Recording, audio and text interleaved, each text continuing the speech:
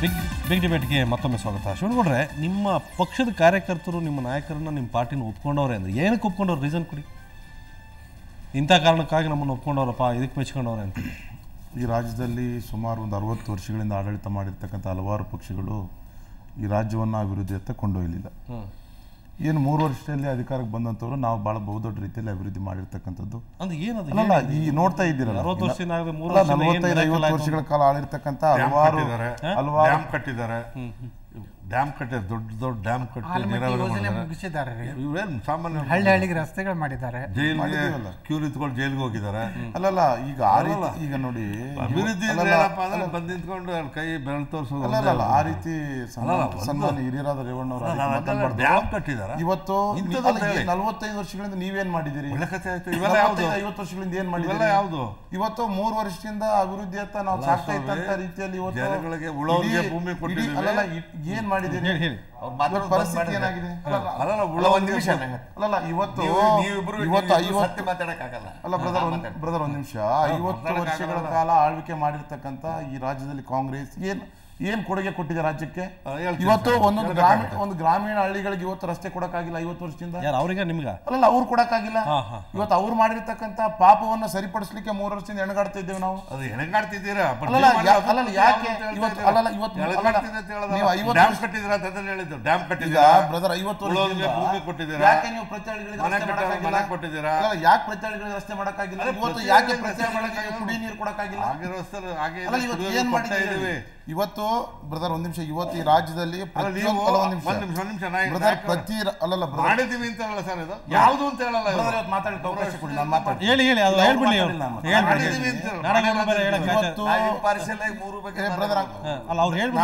ಅವಕಾಶ ಕೊಡಿ. ಇವತ್ತು ಏನಾಗಿದೆ? ಇವತ್ತು ಒಂದು ವಿಧಾನಸಭಾ ಕ್ಷೇತ್ರಕ್ಕೆ ನೀವು 5 ವರ್ಷದಲ್ಲಿ 10 ಕೋಟಿ ಹಣ ಕೊಡ್ಲಿಕ್ಕಾಗಿಲ್ಲ ಕಾಂಗ್ರೆಸ್ನವರು. ಈ ನಾನು ದೇವದುರ್ಗದ ವಿಧಾನಸಭಾ ಕ್ಷೇತ್ರದ ಉದಾಹರಣೆ ಕೊಡ್ಲಿಕ್ಕೆ ಬಯಸ್ತೇನೆ. ಸುಮಾರು 4-5 ಜನ, 2 ಜನ 3 ಜನ ಶಾಸಕರನ್ನು ನಾವು ನೋಡಿದ್ದೇವೆ. 5 ವರ್ಷದ ಅವಧಿಯಲ್ಲಿ ಆ ಕ್ಷೇತ್ರಕ್ಕೆ 10 ಕೋಟಿ ಹಣ ಕೊಡ್ಲಿಕ್ಕಾಗಿಲ್ಲ. ಇವತ್ತು ಒಂದೊಂದು ವಿಧಾನಸಭಾ ಕ್ಷೇತ್ರಕ್ಕೆ ಕನಿಷ್ಠ 100 ಕೋಟಿ ರೂಪಾಯಿಗಳನ್ನ ನಮ್ಮ ಸರ್ಕಾರ ಕೊಟ್ಟಿದೆ. ಕನಿಷ್ಠ 100 ಕೋಟಿ. ಇವತ್ತು ಕನಿಷ್ಠ 100 ಕೋಟಿಯಿಂದ 1000 ಕೋಟಿ ಅನುದಾನ ಕೊಟ್ಟಿದೆ. ನೀವೇನ್ ಮಾಡಿದ್ರಿ? ಇವತ್ತು ಆ ರೀತಿ ಇಲ್ಲ. ಅದೆಲ್ಲ ಅದೇ ಹೇಳಿದ್ದಾನು. ಮಾಡದೇ ಇರೋದು ಮಾಡಿರೋದು ಏನಪ್ಪ ಅಂತ ಹೇಳಿ ಮಾಡೇ ಇಲ್ಲ ಅಂತ ಹೇಳಿದ್ರು. ಡ್ಯಾಮ್ ಕಟ್ಟಿದ್ದಾರೆ ಬಂದಿವರು. ಡ್ಯಾಮ್ ಇವರೇ ಕಟ್ಟಿದ್ದು. ಶರಾವತಿ ಡ್ಯಾಮು, ನಾರಾಯಣಪುರ ಡ್ಯಾಮು ಎಲ್ಲ ಇವರೇ ಕಟ್ಟಿದ್ದು. ಈ ರಾಜ್ಯದಲ್ಲಿ ಆಗಿರ್ತಕ್ಕಂಥ ಅಭಿವೃದ್ಧಿಗಳಲ್ಲಿ ಮನೆ ಕಟ್ಟಿದವರು ಇವರೇ, ನಿವೇಶನ ಕೊಟ್ಟವರು ಇವರೇ. ಅಲ್ಲ, ದೇವರಾಜ ಅರಸು ಇಂದಿರಾ ಗಾಂಧಿ ಕಾಲದಲ್ಲಿ ಉಳೋನ್ಗೆ ಭೂಮಿ ಅಂತ ಕೊಟ್ಟಂಥ ಕೀರ್ತಿ ಕರ್ನಾಟಕ ರಾಜ್ಯಕ್ಕಿದೆ. ಇವರು ಪಡಿತರ ಪದ್ಧತಿ ಕೊಟ್ಟಿರೋದನ್ನು ಕಿತ್ಕೊಳ್ಳೋ ಜನ ಇವರು. ಕೊಟ್ಟಿದ್ದೀವಿ ಅಂತ ಹೇಳ್ತಾರೆ. ಬಂದ ತಕ್ಷಣ 1,500 ರೂಪಾಯಿ ನಾವು ಇದನ್ನು ಕೊಡ್ತೀವಿ ಅಂತ ಹೇಳಿದಾಗ 1 ರೂಪಾಯಿ ಕೊಟ್ಟಿಲ್ಲ. ಇದು ಅಭಿವೃದ್ಧಿ ಇವ್ರದ್ದು. ಅರ್ಕಲ್ ಸೀರೆ, ಮುರ್ಕಲ್ ಸೈಕಲ್ ಎರಡು ಬಿಟ್ಟರೆ ಪ್ರೋಗ್ರಾಮ್ ಯಾವುದು ಇವ್ರದ್ದು? ಜನಪರ ಪ್ರೋಗ್ರಾಮ್ ಯಾವುದು?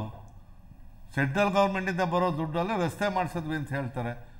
ದೊಡ್ಡ ಬಡ್ಜೆಟ್ ಮಾಡಿದ್ವಿ, ಇವರು ಇದನ್ನು ರೈತರಿಗಾಗಿನೇ ಬಡ್ಜೆಟ್ ಕೊಟ್ವಿ ಅಂತ ಹೇಳಿದ್ರು. ಏನು ಬಡ್ಜೆಟಲ್ಲಿ ಕೊಟ್ಟಿದ್ದೇವರು? ಇವತ್ತೆಲ್ಲ ಮಾತಾಡ್ತಾ ಇದ್ದೀರ ಅದನ್ನು. ನೀವು ಅನೌನ್ಸ್ ಮಾಡೋದನ್ನು ಚೆನ್ನಾಗಿ ಕಲ್ತಿದ್ದೀರಿ. ಅದು ಖರ್ಚು ಎಷ್ಟಾಗಿದೆ, ಆ ಖರ್ಚಿನ ಬಗ್ಗೆ ಮಾಹಿತಿ ಕೊಟ್ಟಿದ್ರೆ ಕೊಡ್ತಾರೆ ಇವರು. ಹೇಳೋಕ್ಕೆ ಚೆನ್ನಾಗಿ ಕಲ್ತಿದ್ದಾರೆ. 4 ಆಣೆ ಕುಂಕುಮ 400 ಜನಕ್ಕೆ ಹಚ್ಚೋದು ಗೊತ್ತು. ಆದರೆ ಆ 4 ಆಣೆ ಕುಂಕುಮ ಹೇಗೆ ಬಂತು ಅನ್ನೋದನ್ನು ಹೇಳಬೇಕು ಇವರು.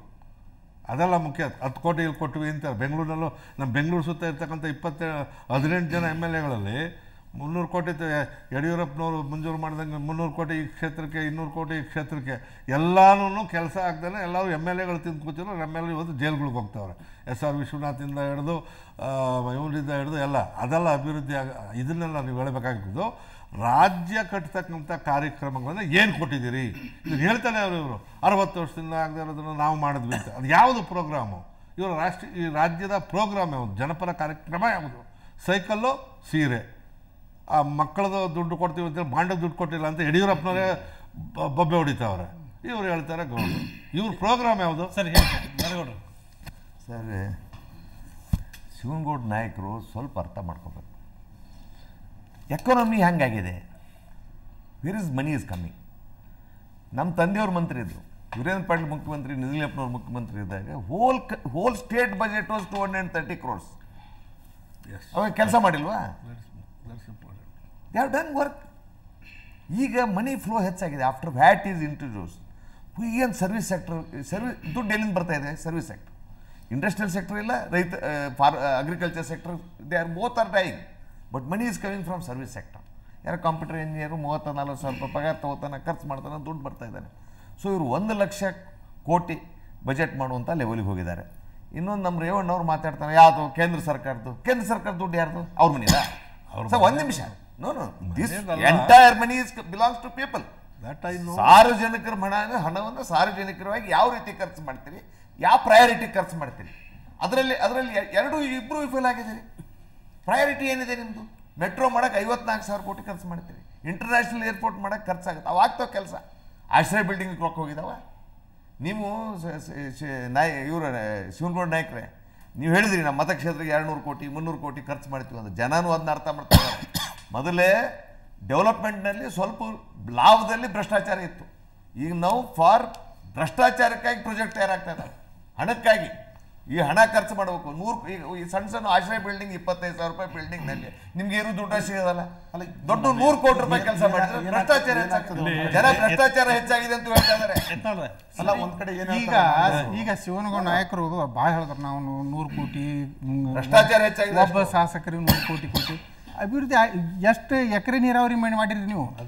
ಕೃಷ್ಣಾ ಮೇಲ್ದಂಡೆ 4.5 ವರ್ಷದಲ್ಲಿ 1 ಎಕರೆ ಇವ್ರು ಆ್ಯಡ್ ಆಗಿಲ್ಲ. ನಿಮ್ಮದು ಪವರ್ ಜನ್ರೇಷನ್ದಲ್ಲಿ ಎಷ್ಟು ನಿಮ್ಮದು ಪರ್ಸೆಂಟೇಜ್ ಇದೆ? ಅಭಿವೃದ್ಧಿ ಅಂದ್ರೆ ಏನು?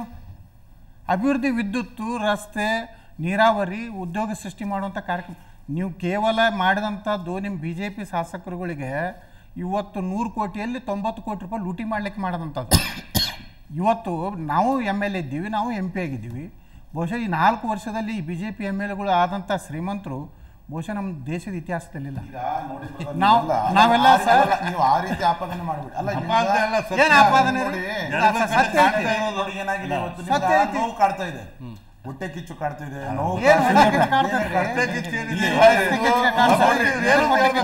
ಭ್ರಷ್ಟಾಚಾರದಿಂದ ಶ್ರೀಮಂತ ಆಗಿದ್ದು ನೋಡಿದ್ರೆ ಹೊಟ್ಟೆ ಇವತ್ತು ಏನಾಗಿದೆ, ಏನಾಗಿದೆ ಹೊಟ್ಟೆ ಕಿಚ್ಚು ಪ್ರಚಾರ ಮಾಡೋದ್ರಲ್ಲಿ ಇವರೆಲ್ಲ ತಲ್ಲೀನರಾಗಿದ್ದಾರೆ. ಹಗಲು ದರೋಡೆ ಮಾಡಿದ್ದಾರೆ ಕರ್ನಾಟಕದಲ್ಲ. ಇವತ್ತು ಬರೀ ಹಗಲು ದರೋಡೆ ಮಾಡಿದ್ದಾರೆ. ಅವ್ರು ಮಾತಾಡ್ಲಿ. ಹೊಟ್ಟೆ ಕಿಚ್ಚು ಅದಕ್ಕೆ ದುಡು ದೊಡ್ಡದಾದಾಗ ನಮ್ಗೆ ಹೊಟ್ಟೆ ಕಿಚ್ಚು ಪ್ರಾರಂಭ ಆಗಿದೆ. ಶಿವನಗೌಡ ನಾಯಕರೇ, ನಾವು ಇವತ್ತು ನೀವು ಒಂದು ನಿಮಿಷ, ಚೆಂಗಲ್ ಹನುಮಂತಯ್ಯ ಅವರ ಕಾಲದಿಂದ, ಚೆಂಗಲ್ ರಾಯರೆಡ್ಡಿ ಅವರ ಕಾಲದಿಂದ, ನಿಜಲಿಂಗಪ್ಪ ಅವರ ಕಾಲದಿಂದ ಈಗ ಮುಖ್ಯಮಂತ್ರಿ ಆಗಿರೋ ಜಗದೀಶ್ ಶೆಟ್ಟರ್ ಕಾಲದವರೆಗೂ ಸಾಕಷ್ಟು ಸರ್ಕಾರಗಳು ಬಂದಿವೆ. ಪ್ರತಿಯೊಂದು ಸರ್ಕಾರನೂ ಕೂಡ ಅವ್ರದ್ದೇ ಆದಂತಹ ಅಭಿವೃದ್ಧಿ ಕೆಲಸಗಳು, ಕಾರ್ಯಕ್ರಮಗಳು ಇವನ್ನೆಲ್ಲ ಹಾಕ್ಕೊಂಡಿವೆ.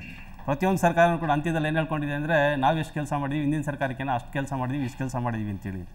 ಹಾಗೊಂದು ವೇಳೆ ಈ ಅಭಿವೃದ್ಧಿ ಕೆಲಸ ಕಾರ್ಯಗಳನ್ನೇ ಗುರುತಿಸಿ ಏನಾದರೂ ಜನ ಮತ ಹಾಕಿ ಸರ್ಕಾರವನ್ನು ಮತ್ತೆ ತರೋದಾಗಿದ್ದರೆ ಇವತ್ತರೆಗೂ ಬೇರೆ ಬೇರೆ ಸರ್ಕಾರ ಬರೋದಕ್ಕೆ ಸಾಧ್ಯನೇ ಇರ್ತಿರಲಿಲ್ಲ. ಒಂದೇ ಸರ್ಕಾರನೇ ಬರಬೇಕಾಯಿತು. ಯಾವ ಸರ್ಕಾರ ನಾನು ಕೆಲಸ ಮಾಡಿಲ್ಲ ಅಂತೇಳಿ ಯಾವ ಸರ್ಕಾರವೂ ಹೇಳಿಲ್ಲ. ಒಂದು.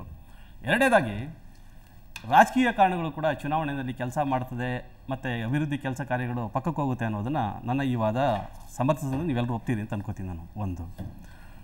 ಈಗ 3 ಜನ ಮುಖ್ಯಮಂತ್ರಿಗಳನ್ನ ಈಗಿನ ಸರ್ಕಾರ ಕಂಡಿದೆ. ಇದೇ ರೀತಿ 1989ರಿಂದ 94ರ ಅವಧಿಯಲ್ಲಿ ಕಾಂಗ್ರೆಸ್ ಸರ್ಕಾರ ಕೂಡ 3 ಮುಖ್ಯಮಂತ್ರಿಗಳನ್ನ ಕಂಡಿತ್ತು. ಕಾರಣಗಳು ಹೆಚ್ಚು ಕಮ್ಮಿ ಒಂದೇ ರೀತಿ ಇದೆ. ಅಲ್ಲಿ ವೀರೇಂದ್ರ ಪಾಟೀಲ್ರನ್ನ ಇಳಿಸಿದಾಗ ಬೇರೆ ಕಾರಣ ಇತ್ತು. ಈಗಿನ ಆಪಾದನೆಗಳನ್ನ ಇಟ್ಕೊಂಡು ಏನವರು ಹಿಡಿದಿರಲಿಲ್ಲ. ಆದರೆ ಜನ ಏನು ಮಾಡ್ತು ಅಂದರೆ ಬೇಸತ್ತು ಹೋಗ್ಬಿಟ್ರು. ವೀರೇಂದ್ರ ಪಾಟೀಲ್ರಾದ ನಂತರ ಬಂಗಾರಪ್ಪ ಅವ್ರು ಬಂದರು, ಬಂಗಾರಪ್ಪ ಅವರು ಆದ ನಂತರ ವೀರಪ್ಪ ಮೊಯ್ಲಿ ಅವರು ಬಂದರು. ಕೊನೆಗೆ 33-34 ಸೀಟ್ಗಳು ಬಂದು ಹೇಳ ಹೆಸರಿಲ್ದಂಗೆ ಕಾಂಗ್ರೆಸ್ ಹೋಯಿತು. ಈಗ ಕೂಡ ಅದೇ ಒಂದು ಪರಿಸ್ಥಿತಿಯನ್ನು ನಾವು ಕರ್ನಾಟಕದಲ್ಲೂ ಕೂಡ ಕಾಣ್ತಾ ಇದ್ದೀವಿ. ನೀವು ಡೆವಲಪ್ಮೆಂಟ್ ಕಾರ್ಯಕ್ರಮಗಳು ಮಾಡ್ತಾಯಿದ್ರೆ, ಜನಪ್ರಿಯ ಸರ್ಕಾರ ಕೊಡ್ತಾ ಇದ್ದೀವಿ ಅನ್ನೋದಾಗಿದ್ದರೆ ನಿಮ್ಮ ಪಕ್ಷದಲ್ಲಿ 3 ಮುಖ್ಯಮಂತ್ರಿಗಳು ಬರೋಂಥ ಅವಶ್ಯಕತೆನೇ ಬರ್ತಿರಲಿಲ್ಲ ಇಲ್ಲಿ. ಸೊ ಚುನಾವಣೆಯಲ್ಲಿ ಬರೀ ಡೆವಲಪ್ಮೆಂಟ್ ಕಾರ್ಯಗಳು ಮಾತ್ರ ಕೆಲಸ ಮಾಡೋದಿಲ್ಲ, ರಾಜಕೀಯ ಕಾರಣಗಳು ಕೆಲಸ ಗಮನಿಸ್ತಾ ಇದ್ದಾರೆ. ಹೀಗಾಗಿ ಸೊ ಅಭಿವೃದ್ಧಿ ಕೆಲಸ ಕಾರ್ಯಗಳಿಂದ ನಾವು ಮತ್ತೆ ಸರ್ಕಾರವನ್ನು ರಚನೆ ಮಾಡ್ಬಿಡ್ತೀವಿ, ಅಧಿಕಾರಕ್ಕೆ ಬಂದ್ಬಿಡ್ತೀವಿ ಅನ್ನೋದು ಒಪ್ಪತಕ್ಕ ಮಾತಲ್ಲ. ಮಾತಾಡ್ತೀನಿ ಶಿವನಗೌಡ, ನಿಮಗೆ ಅವಕಾಶ ಕೊಡ್ತೀನಿ. ನೆಕ್ಸ್ಟ್ ನಿಮ್ಮನ್ನು ಜನ ಒಪ್ಕೋಬೇಕು ಅಂದರೆ ಯಾಕೆ ಅನ್ನೋದನ್ನ ಒಂದೆರಡು ರೀಸನ್ ಕೊಡಿ ನೋಡೋಣ. ಅದಕ್ಕೆ ಮೊದಲು ಒಂದು ಚಿಕ್ಕ